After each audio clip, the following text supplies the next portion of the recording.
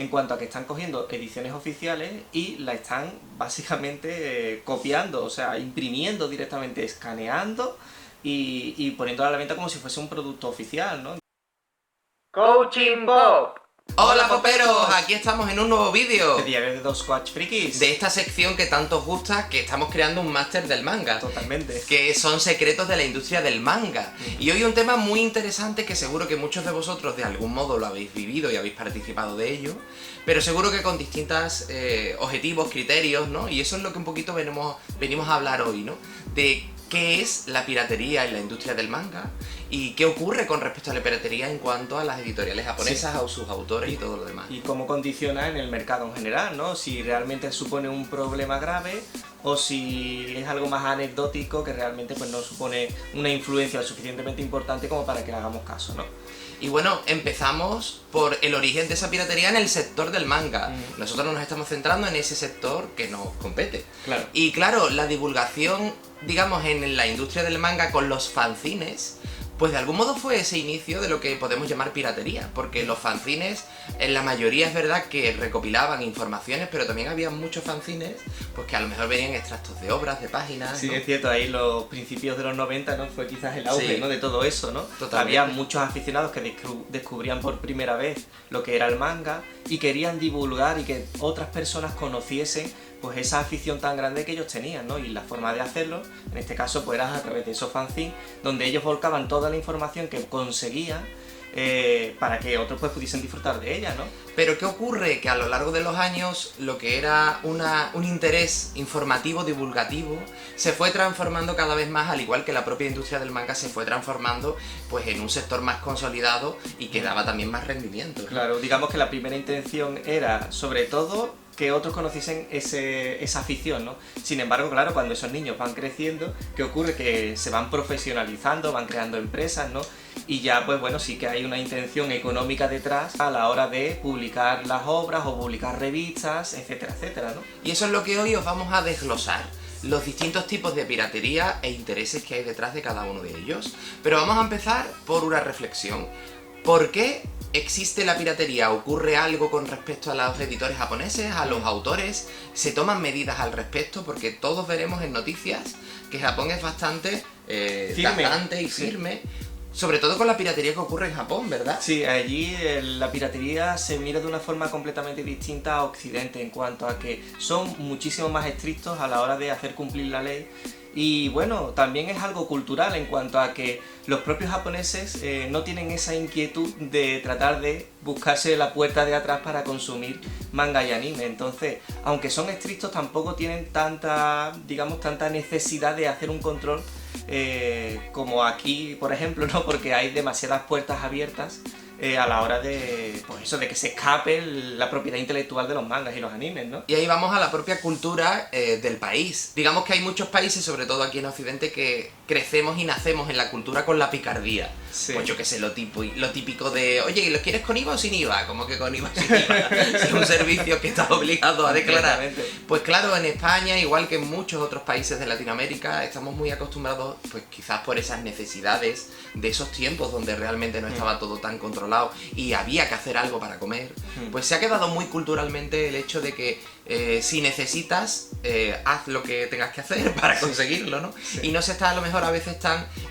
pendiente de lo que puedes contribuir y lo que puede afectar a lo que sería un género, un sector, incluso otras personas. Digamos que en ese momento somos muy egoístas, estamos muy enfocados solo en cómo solventar problemas que tenemos momentáneos personales y no nos damos cuenta de hasta qué punto estamos vulnerando la legalidad y perjudicando a muchas personas, ¿no? En esa cadena. Completamente. Bueno, y es curioso que en comparativa con Japón, ¿no? Ellos, a pesar de ser mucho más estrictos, no tienen esa necesidad de hacer las cosas de forma oculta, ¿no? Digamos que Japón mira más por el bien común, comunitario mayormente, hay de todo, ¿no? Pero mayormente. Y bueno, pues aquí no se mira tanto por el bien común, sino por el bien individual, Claro. y de la familia, ¿no? Lo negativo, que se mira a lo mejor tanto en Japón, el bien común, que a veces el individual se olvida tanto que bueno, que conlleva un perjuicio y un agotamiento a veces incluso Sí. por el individuo, ¿no? O sea, para el individuo. Y el principal razonamiento es, de muchos a lo mejor incluso que estáis viendo este vídeo, es, bueno ya, pero es que si lo necesito algo tendré que hacer para comer. Perfecto, pero búscate tu propio nicho, tu propia oportunidad. Siempre hay opciones para buscarte la forma de ganarte la vida sin necesidad de ganarte la costa de los demás, ¿no? Y sobre eso, evidentemente, trata el vídeo de hoy, ¿no? Vamos a ver los distintos tipos de piratería que podemos localizar y encontrar en el sector del manga. Bueno, comenzamos por el número 1, que en verdad ya lo hemos dicho anteriormente, que es el de la divulgación, ¿no? Realmente eran niños los que hacían esa divulgación de esa afición que tanto les gustaba, que era el manga y el anime, pero no había una intencionalidad realmente de hacer algo a través de un subterfugio, sino que simplemente estaban disfrutando de lo que les gustaba. Digamos que no había una mentalidad de picardía o de picaresca a la hora de hacerlo, sino que simplemente lo que querían era que otros aficionados tuviesen esa información, ¿no? Y si la había, no era el objetivo principal. Yo recuerdo, por ejemplo, con el fanzine Manga Line, como habéis visto en otros vídeos, que comencé haciendo esos fanzines en el 92 e incluía muchas páginas de capítulos de manga. Es decir, era piratería, pero el objetivo ¿cuál era? Realmente divulgar eso que tanto me apasionaba, que era el manga, y quería que otras personas pues también lo conocieran. Era una época donde no se estaba, digamos, todo a disposición a través de internet, no existía de hecho, y es muy interesante ver cómo el objetivo real de esos otakus iniciales era divulgar la industria. No había un contacto directo con Japón y era impensable el hecho de poder tener un contacto con autores o con editoriales, y mucho menos como para pensar en pedir permiso, ¿no? Directamente el objetivo se justificaba en el simple hecho de que no había una intencionalidad de lucrarse ni de tampoco vulnerar los derechos de nadie, sino al revés, potenciar que la gente conociera el manga y editoriales profesionales sacaran títulos. De hecho, los fanzines apoyaban 100% lo que se sacaba en ese momento. Entonces es muy interesante ver eso, cómo ese primer, digamos, pirateo, el pirateo de divulgación, divulgativo, pues realmente la intención que tenía era esa, simplemente divulgar, informar, dar a conocer un género. El número 2 sería la piratería de mercadillo, lo que nosotros llamamos piratería de mercadillo, ¿vale? Que básicamente era que en mercadillos te podías encontrar fotocopias de los cómics que estaban saliendo en ese momento, ¿no? Pues yo qué sé, yo recuerdo que iba a ciertos mercadillos de aquí de Sevilla y te podías encontrar fotocopiados los comic books de Dragon Ball, ¿no? Entonces, bueno, ahí sí que había ya el inicio, ¿no?, de la picaresca, porque sí que había una necesidad de lucro a través de esas fotocopias, evidentemente, ¿no? Sí, lo que es muy interesante resaltar es que eran fotocopias, es decir, nunca la calidad de ese tipo de pirateo suplía lo que era la edición oficial. Es verdad que muchas personas, fijaos lo que estamos diciendo, gracias a ese pirateo de mercadillo, pudieron aficionarse al manga, porque no todo el mundo podía gastarse 175 pesetas en lo que valía, por ejemplo, Dragon Ball serie blanca, ¿no? Y bueno, y eso, y con otros mangas, ¿no?, que incluso eran más caros. Entonces es interesante ver que, bueno, dentro de la piratería no la estamos justificando, pero dentro de esa piratería seguía habiendo una intención, digamos, en paralelo de divulgación y de consumo de algo que a lo mejor no estaba del todo a tu mano, ¿no? Entonces, bueno, es muy interesante ver ese punto. Yo me acuerdo en la Alameda, había una persona que se ponía. Sí. Solo que yo no lo llegué a comprar. Claro. Pero lo había, porque yo sí encontré librerías especializadas, pero era unos años donde comprar cómics era complicado. Tenías que descubrir en qué cuevas, librerías especializadas, se comercializaba. Digamos que no estaba del todo difundido, ¿no? La número 3 sería la piratería adosada. ¿Y qué es esto de la piratería adosada? Pues bueno, básicamente eran publicaciones ya profesionales donde se incluía un CD con información y trocitos de animes, canciones e incluso algunas páginas de algunos mangas, ¿no? Sí, escaneos de capítulos. Exactamente. Digamos que estas revistas, estas publicaciones nacían porque los chavales que hacían esos fanzines a principios de los 90 iban creciendo y profesionalizándose, creando ya unas revistas más profesionales y con un precio, la verdad, que bastante más caro, ¿no? Digamos que esta piratería adosada tenía el factor diferenciador que, aunque contenía material sin permiso real de la licencia, tampoco sustituía realmente una edición profesional de animación o de publicación de manga, porque evidentemente, aunque fuera un CD digital, no se consumía el producto como tal, Sí, ¿no? además, de hecho, no estaba ni traducido. Sí, tenía muy mala calidad a veces, ¿no? Digamos que era para que tuviese, ¿no?, cositas y curiosidades de cosas que aquí no llegaban, pero que tampoco iba a sustituir que tú te comprases una colección de anime o de manga directamente, ¿no? Claro, el key diferenciador es que aquí se habían empresas detrás de estas publicaciones, por lo tanto, cierto es que estaban infringiendo, pues bueno, la ley de propiedad intelectual. Digamos que es el intento de trabajar de lo que te gusta, sin a lo mejor atreverte a crear tú mismo de forma oficial y legal, pues una editorial o una empresa de animación, etcétera, etcétera. El cuarto tipo de piratería es la piratería online. ¿Y quién no ha leído alguna vez algún manga en fansub? Completamente.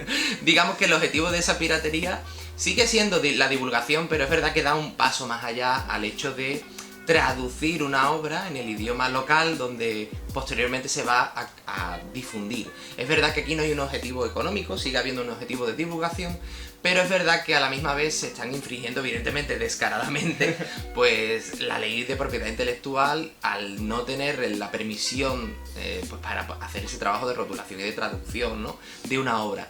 Aún así, hay que decir que es muy interesante ver que ese tipo de piratería, desde nuestro punto de vista, favoreció al sector. Porque realmente quien consumía una obra online, si le gustaba mucho, al final esa persona se iba a comprar esa obra. Nosotros recordamos cuando nos dieron el aviso de que Berserk se estaba subiendo online a una página web, ¿no?, donde compartían este tipo de contenidos. Es verdad que eran escaneos de nuestra propia edición, que a veces no ocurría eso. Digamos que hay veces que habían unas fan ediciones propias, ¿no? Pero en este caso, en algunos momentos sí que había posibles escaneos, ¿no? Y recuerdo que, aunque parezca mentira, gracias a esa difusión pirata, empezamos a crecer mucho más todavía en ventas en ese título. Llegaban muchas personas que nos decían en el foro que teníamos en aquel momento de Manga Line que habían conocido la obra a través de fansub, de compartir, digamos, obras.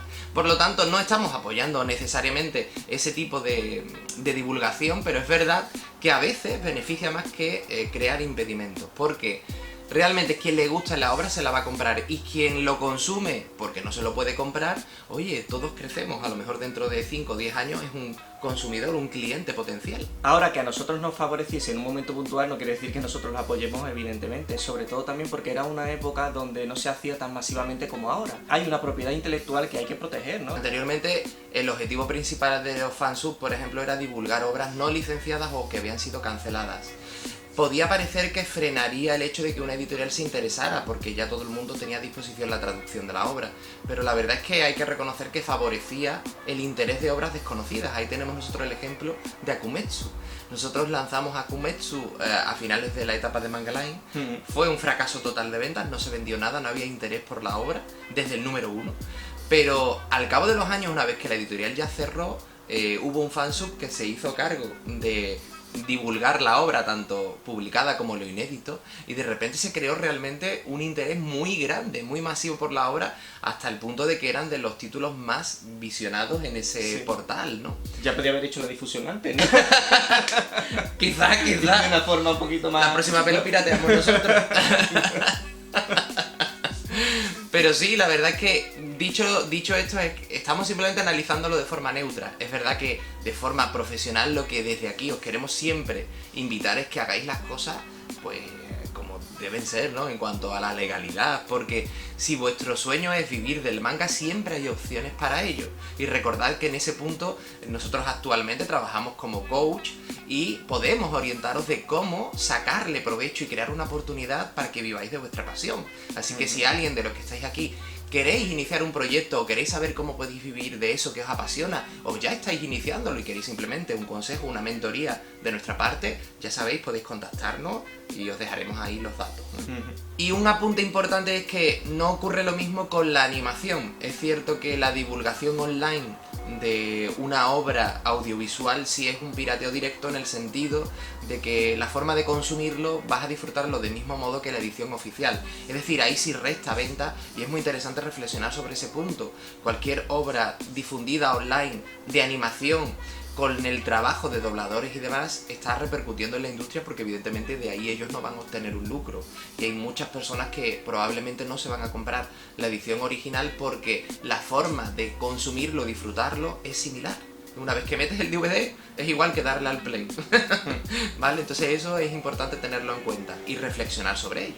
El pirateo número 5 es el que podemos llamar como pirateo profesional. ¿Y por qué profesional, Dani? Bueno, porque básicamente lo que están haciendo es la cadena de trabajo de una editorial, ¿no? En cuanto a que están cogiendo ediciones oficiales y la están básicamente copiando, o sea, imprimiendo directamente, escaneando y poniéndola a la venta como si fuese un producto oficial, ¿no? Básicamente lo que hace es todo el proceso editorial y se pone a la venta un producto en papel pero sin licencia. Este es un tipo de pirateo que sí que perjudica ya a todos los integrantes de la industria, ¿no? Desde Japón hasta cualquier país que quiera licenciar, ¿no? Porque imaginaos, si os encontráis un producto pirata que tiene una calidad parecida a un producto oficial y lo compras, ya evidentemente te prohíbes la posibilidad de que otra editorial pueda querer licenciar esa obra. Porque claro, si ya se está vendiendo de forma ilícita, pues evidentemente ya no va a querer publicar esa obra en ese país, ¿no? Entonces salimos perjudicados absolutamente todos. Apoyar eso al final es cavar tu propia tumba en cuanto a lo que la industria del manga se refiere en tu país, ¿no? Entonces es algo bastante grave en el sentido de que bueno, estás prohibiendo que la industria crezca, ¿no?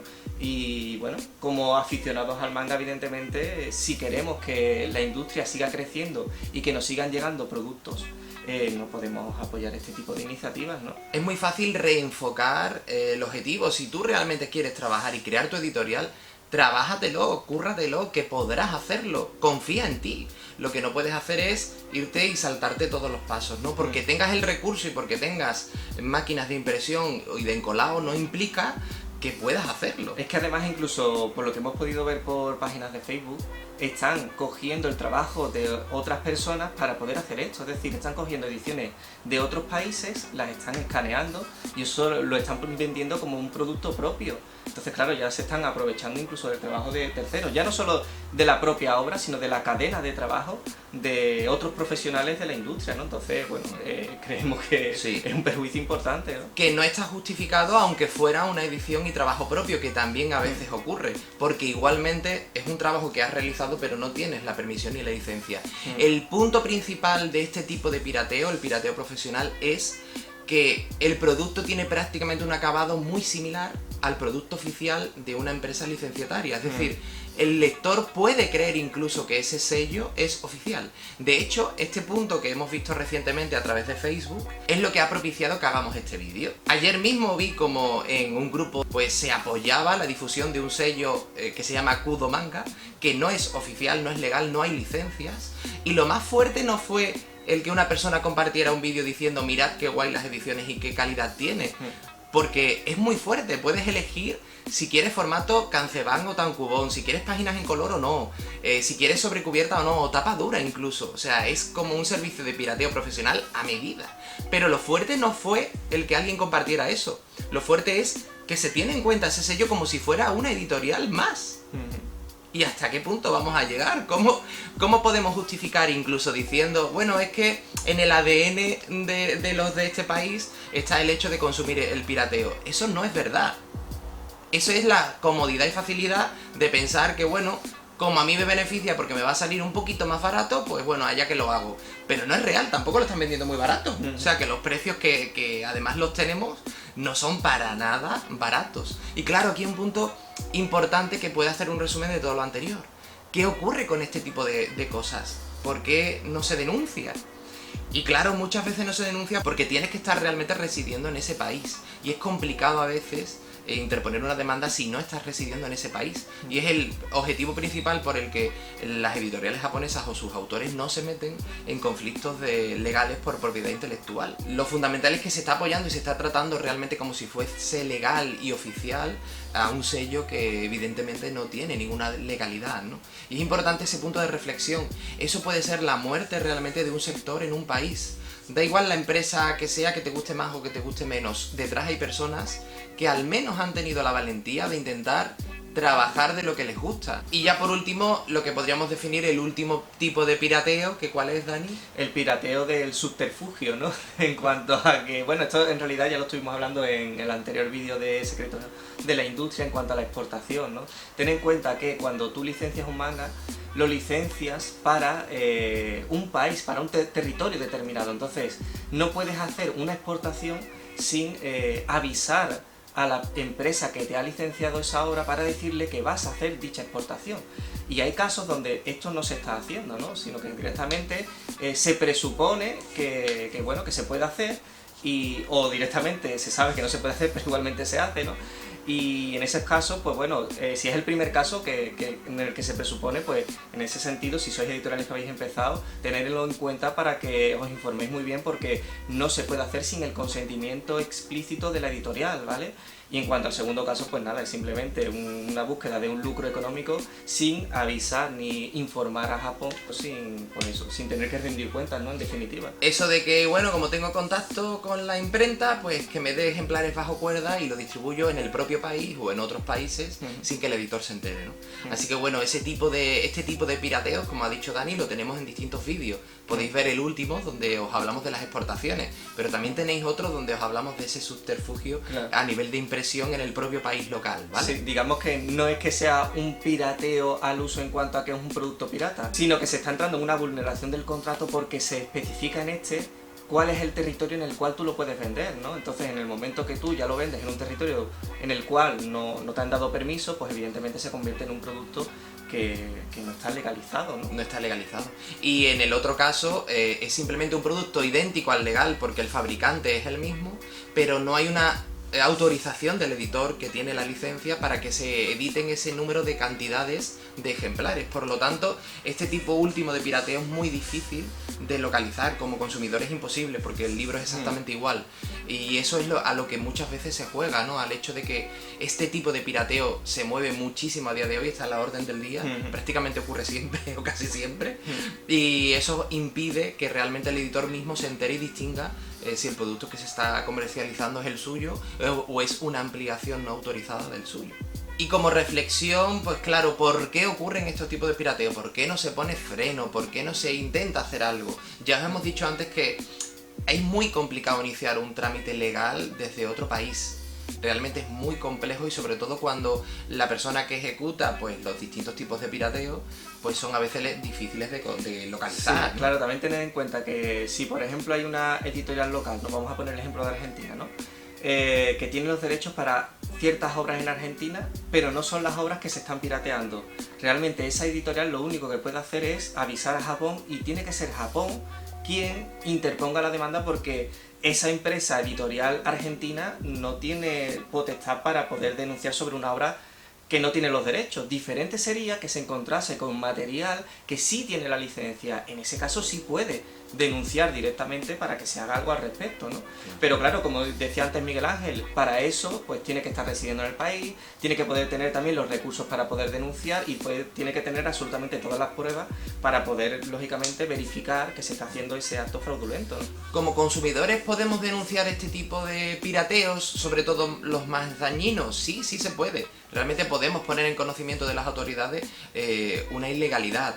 Otra cosa es que realmente se tenga en cuenta o se trate como es debido, y eso es a lo que nos referimos. Muy complicado que se trate como es debido si no hay una persona que demanda y que está, digamos, evaluando y constatando en un escrito judicial lo que es la intención de su propia demanda. Claro, digamos que como consumidores lo mejor que podemos hacer es no apoyar y condenar siempre que veamos este tipo de actuaciones, ¿no? El apoyo es lo que hace que esto siga ocurriendo y que siga incluso potenciándose, ¿no? Así que en tu mano está, si ves que esto ocurre, que no lo dejes pasar, que no hagas como que no va contigo, ¿no? Y que al final pues denuncies este tipo de actos simplemente con el hecho de no comprarlo e incluso de comunicarlo si se hace una divulgación por redes sociales, ¿no? Todos tenemos la facultad de diferenciar cuáles de estas opciones que hemos dicho son realmente las dañinas. Así que si ves una de ellas, no la apoyes, no la favorezcas y sobre todo incluso pon en contacto a las personas que tengan que saberlo por si tienen que tomar alguna medida. Ese es nuestro consejo desde aquí. Realmente todo lo que estamos reflexionando en este vídeo está hecho por y para el bienestar de la propia industria. No como, digamos, intento de señalar a nadie necesariamente con el dedo, sino como un punto de reflexión de hasta qué punto también somos responsables nosotros mismos de eso que nos apasiona, de esa industria del manga, porque todos formamos esa industria, no solo las editoriales o los autores. tú como consumidor también formas parte de la industria y de ti depende que muera o que siga. Sí. Hasta ese nivel tenéis poder, así que haceos cargo y haced algo con las situaciones que están a vuestra disposición. Y ahora vamos a pasar a responder a algunas de vuestras preguntas que nos habéis dejado en comentarios. Bueno, una de ellas nos la hace llegar Polo Beltrán, que nos dice: hola, ¿es necesario hablar japonés para las licencias? Que entendemos para negociar las licencias. Claro, bueno, realmente falta no hace. Bueno, nosotros de hecho no sabíamos japonés y negociábamos a través de intérpretes. Hay que tener en cuenta que en la comunicación el diálogo forma solamente una mínima parte de lo que se transmite al oyente. Por lo tanto, nosotros optamos por la opción de llevar siempre ese intérprete, pero ir siempre nosotros, es decir, la negociación la hacíamos de forma directa. Cuando anualmente visitábamos a las editoriales no iba el encargado de negociación, íbamos nosotros y esa persona, intérprete, que también negociaba junto con nosotros, evidentemente al traducirlo y demás, ese tipo de relación. Digamos que aunque hubiera un contacto directo con una persona añadida negociadora, también siempre la negociación la llevábamos nosotros, porque es el único modo en el que puedes ganarte realmente la confianza. Cuando quieres licenciar una obra, al final necesariamente no solo tienes que poner el fin en que me den esa licencia, sino que me den esa licencia y que demuestre mi valía y mi confianza para que pueda estrechar lazos de unión con esa empresa. Claro, también está después la opción de intermediarios que hablan en inglés, pero igualmente eso no sustituye el que tú tengas que ir y hablar directamente con las editoriales. Además, bueno, ya sabéis nuestra experiencia con muchos de los intermediarios y bueno, siempre que podáis hacerlo directamente, desde nuestro punto de vista, va a ser mejor, ¿no? Sí, e incluso muchas veces en algunas de nuestras sesiones privadas de coach, personas que a lo mejor están pensando en montar proyectos o editoriales, nos han dicho, bueno, puedo negociar, por ejemplo, con un intermediario de Francia o con una delegación de la editorial en Francia. Tened en cuenta que eso os puede valer al principio para tener ya vuestro primer manga publicado y está muy bien como alternativa, lo recomendamos, pero ahí no vais nunca a ganar realmente confianza con el editor japonés, porque no estáis viéndoos de forma directa con ellos. Por lo tanto, haced eso, pero en el segundo paso, negociar de forma directa siempre con Japón, para que os conozcan y os cojan confianza e incluso cariño, ¿por qué no? De hecho, hasta que no establecéis esa relación de confianza directa, no os van a dar obras que realmente sean importantes para ellos, porque es fundamental que os conozcan y os vean directamente para que les transmitáis lo que le tengáis que transmitir. Y sin ese punto de conexión no es posible que se traspase la confianza suficiente como para que se genere una relación realmente estrecha, ¿no? Digamos que más allá de ver esto como un puro trabajo, está el trabajo, pero también está la relación personal, porque todos somos personas y se crean vínculos. Y ese foco es muy importante que lo tengáis en cuenta. Y otra pregunta que nos hace Morquet, o Morquet, no sé cómo se pronuncia. Nos dice lo siguiente, esto venía a colación del vídeo de Japón permite las exportaciones e importaciones, ¿no? Las exportaciones en un país. Y nos dice, entonces, de acuerdo a lo que han dicho en el vídeo, los tomos españoles que tengo siendo yo en México, o sea que vive en México, son subterfugios, ¿no? Porque los compré importados con revendedores que hacen pedido a España. Y bueno, nombra varias editoriales, ¿no? Y que dice que están empezando a distribuir allí, pero que está medio raro el método que están siguiendo. Bueno, desde aquí hay un punto interesante y es que recordad que las exportaciones pueden ser legales en un mínimo porcentaje, pero es cierto que después está lo que sería la permisión con el editor japonés. Aquí hay dos aspectos separados como pudisteis ver en ese vídeo, y uno es la legalidad y la parte moral, o la parte de poder tener realmente derecho a hacer eso. Entonces, bueno, como hemos dicho en ocasiones anteriores, poderse se puede hacer siempre que se haya pedido permiso al editor japonés. Otra cosa es que directamente haya catálogos enteros de ciertas editoriales que estén en países latinoamericanos. Eso probablemente no esté consensuado con Japón. Entonces, bueno, en ese sentido realmente es muy fácil ver cuando hay un producto que sí tiene el permiso y cuál es el producto que no tiene un permiso. Tened en cuenta una cosa, Japón ve un producto, o sea, digamos que ve una licencia como un contrato diferenciado y concreto, en el sentido de que si yo hago un contrato para un país, a mí me interesa como empresa hacer otro contrato para otro país, pero no me interesa que me contraten una licencia para un país y después se distribuya en 5 países más. Claro. Como empresa no tiene absolutamente sentido. Entonces, Japón por eso va a poner siempre reticencias a la hora de hacer exportaciones, porque es que no le interesa a priori que se hagan ese tipo de puentes. Entonces, partiendo de esa base, es complicado que para un catálogo entero te dé la permisión de que eso se haga de esa forma, ¿no? Claro, y ahí sí que es verdad que a veces hay un negocio subterfugio, y es el hecho de, bueno, pues vendo todo lo de un país en otro sin que a veces incluso el editor pueda saberlo, o normalizándolo, comunicándole a lo mejor que es normal que se haga. Si sois editores, noveles o no noveles, pero no tenéis tanta información sobre este tema, recordad, informaros muy bien, aquí estamos nosotros y seguramente vosotros mismos también podéis informaros, ¿no? Pero es muy importante que tengáis este punto en cuenta. No podéis anunciar de forma oficial que sois una empresa de España pero distribuyo en Latinoamérica. Eso no se puede hacer, a menos que tenga autorización escrita por los editores japoneses de todo tu catálogo. Coaching Bob. Y hasta aquí el vídeo de hoy, esperamos que os haya gustado. Como siempre, compartirlo, darle a like y todas esas cositas que se dicen, ¿vale? Sobre todo, hacernos llegar esos comentarios porque siempre nos gusta saber cuál es vuestra opinión al respecto. Y bueno, de todos los ejemplos que hemos puesto de piratería, ¿cuál es el que tú has vivido más de cerca y cómo lo estás viviendo actualmente? E incluso qué te parece en cada uno de ellos, ¿estás de acuerdo con lo que opinamos? ¿Difieres en algo? Danos tu explicación en esos comentarios. Y también un anuncio importante que se avecina dentro de poquito, porque vamos a cumplir 1 año en el canal Freaky Pop y 20 años desde la creación de Mangaline Ediciones. O sea que ahí se avecinan noticias que dentro de poquito daremos en el canal. Así que estás atentos. Así que con esto nos vemos en el próximo vídeo. Y Y recuerda, no te comas el coco.